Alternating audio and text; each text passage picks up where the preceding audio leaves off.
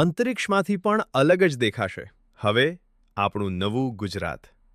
PM મોદીના આ એક જ નિર્ણયથી ધોલેરા કિસ્મત બદલાઈ ગઈ. મિત્રો, ભારત સરકારે અમદાવાદથી ધોલેરા સ્માર્ટ સિટી વચ્ચે દેશની સૌથી આધુનિક semi high speed rail project માટે પૂરા 20,667 કરોડ રૂપિયા મંજૂર કરી દીધા છે.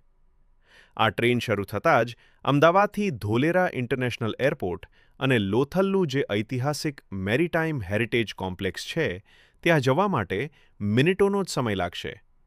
દુનિયાના ટોપ બિઝનેસમેન હવે ગુજરાતમાં લાઈનો લગાવી રહ્યા છે. પીએમ મોદીના આ મેગા પ્રોજેક્ટ માટે એક લાઈક તો બને જ. આવા જ પાવરફુલ ફેક્ટ્સ માટે ગુજુ ફેક્ટ્સ 360 ને ફોલો કરવાનું ભૂલતા નહીં.